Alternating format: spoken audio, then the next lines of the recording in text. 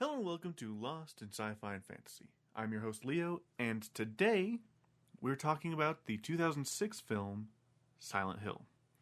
So this film is an adaptation of the first Silent Hill game. And it's of course a video game adaptation, so it overall for me I think it's fine. But let's start with let's get our ducks in a row, shall we? So, this movie came out in 2006. My history with the Silent Hill franchise overall is fairly minimal. It's one of those games that I heard stories about, and I decided I just kind of wanted to stay away. Like, there was a story from my cousins when we had GameFly. They had rented out one of the Silent Hill games. I can't remember which one it was. But they had rented it out, and they couldn't get past a certain part because they immediately got scared. And, they called it, put it back, and sent it away. So I was like, okay, that's pretty much all I really need to hear about that, I guess. Not good for me. Me bad with spooky games, as I've said many a time before. So I decided I'll probably steer relatively clear from the Silent Hill franchise. Though I have watched some people play other Silent Hill games, I hadn't really delved too much into it. But recently, I got very curious about the movies. Because I've heard notorious things about the movies, that they're terrible and whatnot, or I would hear like the first one's okay but the second one's terrible, or things like that. So I got curious. I wanted to watch it. So, and it's spooky-ish season, so I decided to get them secondhand and watch them. I've only watched the first one so far, but I think one of the things that kind of inspired me to watch the movie was that the director of this movie has announced that he's doing a new one. He's doing an adaptation of Silent Hill 2. So I was like, okay, let's take a look at the original, see how it is. And overall, I liked it. I think it's okay. As for my experience with the first game, after I watched the movie, I decided to watch someone else play the game. I also did buy the first game, so I do have it, and I can play it. And I might play it at some point on the channel. I might stream it at some point in the future. But as for right now, I have not really played it. I've watched someone play through half the game, and then I've watched someone talk about the original game, like from beginning to end, the story and everything. So I can at least talk about some of the comparisons between the film and this movie. So the movie's plot, overall, I'm willing to say is actually quite close, at least in broad strokes, to the original game. A lot of things have changed, like, instead of playing as the dad, you're playing as the mom. The names are different, except for I think Cheryl's name is the same. But yeah, some things are a bit different. The fact that you meet Sybil like immediately, in the movie, like meet Sybil before going to Silent Hill, and also the ending. The ending's different as well. So So some weirdness happens. But yeah, so here we are. We've kind of gone through my history. Like I said, I've watched the first Resident Evil movie, but not the second one. But yeah, I think the second one's technically an adaptation of the third game, if I remember correctly, based off of what I've seen. I don't know. Anywho, so the first movie, it starts off with like this weird flashbacky sequence The main character's name is Rose. She decides to take her daughter to Silent Hill because she's been constantly having nightmares and talking about wanting to go back to Silent Hill. It's been a situation for them. And when they arrive, they learned that Silent Hill was a town that was abandoned because of a weird coal fire situation that leaves the town constantly in a foggy haze. The incident, it's a weird one. So supposedly there was like a mining incident, and now the entire town is cloaked in fog. But once she gets into Silent Hill, it's like almost one for one situation. So something causes her to crash the car. In the game, it's not really explained. It's not really explained. The car crash. I think I can't quite remember what it is that causes. I can't quite remember what it is that. But in this, it's like they're swerving to avoid Sybil. I think it's a weird situation. Or they're swerving because they're trying to flee from Sybil. All I remember is that they encounter Sybil before they go in, and then they end up crashing. The daughter goes missing.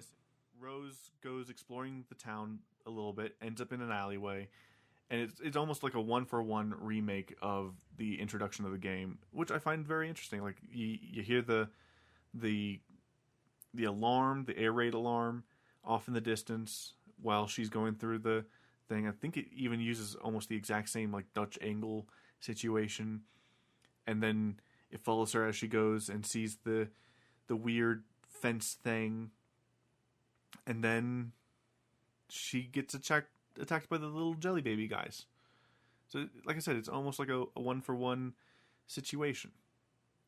Then I think that's the point where it starts to deviate, because in the game she wakes up, because in the game it's Harry Mason. In this, it's Rose da Silva. In the game, he wakes up in a diner then, and that's when he meets Sybil. Here, she ends up going back to her car. At that point, Sybil appears and tries to arrest Rose. But while attempting to arrest her, they get attacked by a zombie thing. Like a shambling thing. And then they also find out that the town has been cut off. Like they can't escape Silent Hill at the moment. So they explore the town, and they explore the school. At which point they come across these like miner people, and they have like a canary in the cage situation where they're kind of given an earlier warning, I guess, of when the town's going to switch into Silent Hill, like the darker version of Silent Hill mode. This is when they kind of come across Pyramid Head, which is, it's kind of anachronistic. It's not really part of this specific story, and he doesn't really do a whole lot in this movie. So fair enough. Oh well. I forgot to mention that the reason why Sybil is trying to arrest Rose is because she thinks that Rose might have kidnapped her daughter, because she is acting a little bit weird, kind of, while asking for directions, and I don't know. Sybil is a little bit weird in this movie, but she's not terrible. Yeah, while exploring the school, they come across the body of the janitor. Comes across the body of the janitor, and then when it switches over into the nightmare world, the janitor comes to life after the sirens go off. And this is also where they kind of encounter some of the townspeople. Meanwhile, though, there is a B plot that's happening during this film. Rose's husband Christopher is trying to, learn more about Silent Hill and find his wife and daughter, because they decided to go off on a journey to Silent Hill. And when he gets there, he doesn't see anything. He goes through Silent Hill normally. It's all fairly normal. Not a whole lot of fog or anything. It's relatively clear for him. But For her, it's a weird nightmare world. Because in this Silent Hill is like another dimension kind of thing. But yeah, so he ends up, looking around. He has like this weird feeling because while she's running through the like nightmare version of Silent Hill, and whatnot, she runs past where he is in I guess the real world, and he's able to vaguely sense her. Yeah, so they get attacked by Pyramid Head while at the school. This is like I said, the first interaction from Pyramid Head. But once the scenario kind of cools down, they come across some of the people from the town, and then they end up going to the church. Then they go to the hotel. While searching the hotel, someone named Anna. They find a secret passage and a sacrificial chamber, and that's where they encounter the little girl that resembles Sharon. That's the one that she was following at the beginning when she first got to Silent Hill and went to the alleyway. But then the sirens start to go off, and Anna tells them that they need to go to the church because that's where they're supposed to be safe. As they are on their way, they notice that the world is starting to change and everything, and they see a bunch of people also fleeing to the church. An old woman who they had met earlier, or at least Rose had met earlier, is trying to warn them against going into the church, and but they end up going in anyway. But before they can, Pyramid Head, or Red Pyramid, as it turns out his name actually is, catches up, and Anna ends up getting captured and killed in a very brutal way by Red Pyramid / Pyramid Head. But Rose and Sybil flee to the church as the world is transformed, and this is where that they discover that the remaining townspeople are a cult, like this weird cult of people that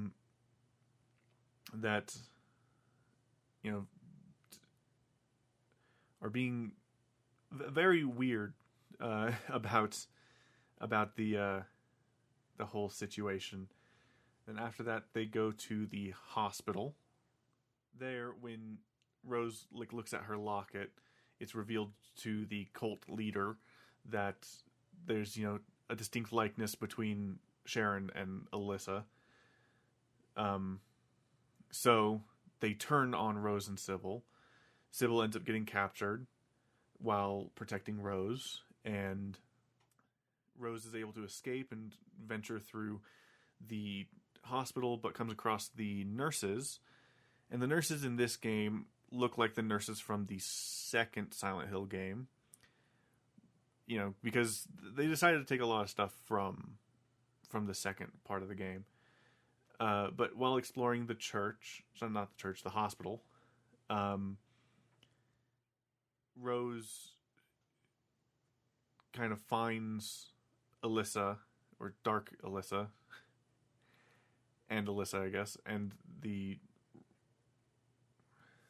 is kind of given an explanation of what's going on, gives the full story, and yeah, the story is quite messed up. I'll go ahead and kind of skip over it for the most part, but basically this town has been kind of run by a cult. This town Alyssa was brought into the world through not great means, according to the cult, and a lot of bad stuff happened to her. And so the cult decided that they wanted to purify her, which led to her somehow destroying the town. And in that, she ended up developing a power and kind of cut the town off and the cult in this ever-shifting nightmare to kind of get revenge on the people that hurt her, trying to kill her in the past. And it also ended up splitting her into like two manifestations, the dark one and then the light one. Her remaining innocence was taken to an orphanage by the darker version of herself, where she was then adopted by Rose and Christopher, which is a bit silly, but yeah. So then Dark Alyssa warns Rose that the good part is in danger and is currently about to be burned. So she has to go and try to help save her daughter and give Alyssa her final revenge. Save her daughter and give. So then Rose absorbs Alyssa in order to enter the church. I guess some kind of protection on it. So then Rose goes to the church. When she gets there, she sees that Sybil has been burned alive by the townspeople because they had deemed her and Rose witches. Because it's very focusing on the Salem witch trials situation. But yeah, so Rose then confronts the townspeople, kind of ends up summoning Alyssa, who rises out of the floor with barbed wire and a hospital bed, and she goes to town. She goes to town on the townspeople, absolutely killing everyone with the barbed wire. And when all is said and done, Sharon ends up locking eyes with Dark Alyssa, and once her revenge is done, she leaves. Yeah. Then after that, Sharon and Rose / Alyssa, because I guess when they locked eyes, they kind of like fused together-ish. But after this, they are able to leave Silent Hill and return home, but the thing is they're still locked in the weird fog world. So they're able to get home, and they're just hanging around. And they're just in the weird, foggy place. And then Christopher comes home, and it's empty for him because but they're still trapped there in a parallel universe. And then the movie just kind of ends. It's very weird. Like he's able to sense that they're there, but yeah. But yeah, so that's the Silent Hill film. It's okay. It's all right. In comparison to the story of the original game, there's a lot of differences, but also a lot of similarities. Like the kind of general thing that happens with Alyssa is it's very similar between the movie and the game. Because in the movie, it's that they're trying to purify her because, they have a weird thing about, like, witches and whatnot. But in the game, it's because they're trying to harbor a demon / god thing because they're a cult. So, different motivations, but technically similar results in the ending. Except for staying in the fog world. I don't think they stay in the fog world in the end of the game. I don't think. And Sybil survives in the good ending of the game. So there's that. But yeah, some other things. They keep the school. They keep a lot of the things. They keep the cult aspect. But instead of it being just like a couple of people, it's actually like a lot of people in for some reason there's a lot of people in the movie, where in the game it's like a handful of people. The old lady in the game isn't a vaguely good person, they're an extremely bad person. They're the cult leader in the game. But yeah, anyway, so this one I think is an interesting example in adaptation, because an adaptation isn't necessarily one for one. Like I said last week, it's something that you can make changes, and you can make it maybe try to fit better or whatever. Like the fact that they cut out the entire amusement park section, probably for the best. The fact that they decided to make it an actual, like, another dimension, you can kind of see why they did that. The ambiguous ending's a little bit meh. Though it might be similar to the actual game, I don't know. I haven't looked into it that much in that way. But overall, I think that it's fine. It's not terrible. It keeps a lot of similar elements. The only thing that's a little bit annoying, and I can kind of agree with, is the inclusion of Red Pyramid / Pyramid Head and that version of the nurses. Because, and I can agree with the arguments there, because Red Pyramid / Pyramid Head and the nurses are supposed to be a specific manifestation for, what's his name? Mason? I think his name is, or something like that. I can't fully remember the guy's name. But it's supposed to be a specific thing for him, a representation of his weird, like, urges and whatnot. There's supposed to be a reflection of him. That's what Silent Hill, at least Silent Hill 2, is supposed to be doing, is reflecting him and showing his flaws back at him. It's his punishment. Well, in this, his inclusion and those specific versions of the nurses doesn't make sense. But it works fine because they did get rid of the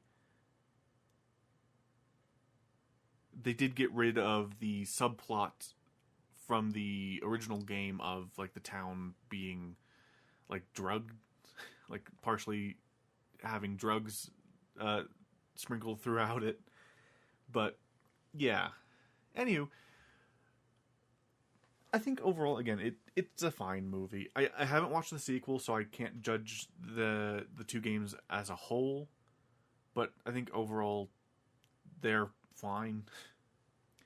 I'm excited to see what the director of this film has for a sequel, because it's a semi-sequel / reboot thing where he's focusing on actually adapting Silent Hill 2 specifically. So, Red Pyramid and those nurses will make sense because he's adapting that specific game to film.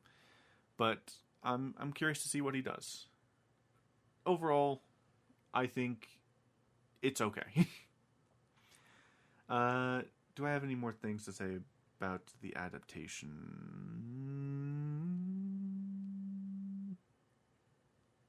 Oh, the effects. Yeah. The special effects in this are actually pretty good, I think. I have it on Blu-ray because I wanted to, see it in detail. That's something that's always drawn me to the film, is the style of it does look really good. For example, when they're in the school and the alarm goes off, the like foghorn alarm thing goes off, you see the world they're in start to peel away as it becomes the nightmare version of the world. It's a very cool transition, and I think it's executed very well. I also do like a lot of the references to the original game that they put in to, try to match it decently close. Again, it does kind of, fly off the wall at points, but I think overall it works decently. I can see why a lot of people, aren't happy with a lot of the changes, but I mean, as it is, Silent Hill 1 is a weird game to adapt as is. Especially with the people generally preferring Silent Hill 2 overall. But yeah, I think that is a good place to leave it there. Again, I'll probably be saying this for the next episode as well, but, just to keep guys reminded, there's no more updates because not doing the challenge currently because the challenge is over. We did it. Success. But we we go on. So, and also I am currently not in town as of the uploading of this episode. Hopefully streams have been coming, and hopefully will continue coming from here on too. I don't fully know as of this moment because I haven't left yet. I'm still here. I'll be leaving in a few days' time. But yeah, so that's part of the reason why the episodes are shorter. Plus, in general, I'm only doing the things, the movies, so the episodes are going to end up a little bit short sometimes. When I do a book, although the first book I'm going to be doing, which is Halloween Party, that's going to be the episode after next. That one I'm pairing with a movie, so overall it should be longer. So that's going to be fun. But the book itself is extremely short, so it's going to be hard to talk about a little bit because it is a very short book. Hopefully I shouldn't have any trouble reading it while I'm gone, because I'll have about 3 weeks to read it. But anyway, with that said, that's it. Feel free to check out my streams. They should hopefully be a fairly consistent thing happening currently. We'll see. Trying to think. Yeah. No, that's about it. Thank you guys so much for listening. If you guys enjoyed this and you're on YouTube, feel free to like, comment, subscribe. If you're on any podcast catcher of your choice, feel free to rate and review it.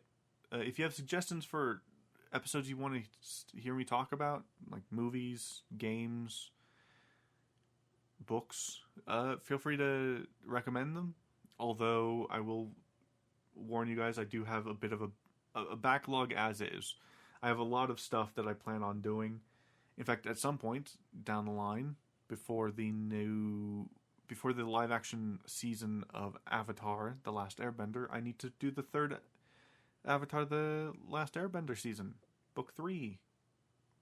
What's book 3? Fire. Book 3 is Fire. I need to do that at some point, but we have time. We have time for now. Then I also have to start doing Legend of Korra. I have Flash Gordon I want to do at some point. The Mortal Kombat movies. I have a lot of stuff I do plan on doing. And some things that I really want to talk about, but I don't know how to talk about them yet. But we'll see. We'll see. We'll see how I'm going to do this. But yeah, anywho, with that said, thank you guys so much for listening, and I will talk to you guys next time. Goodbye.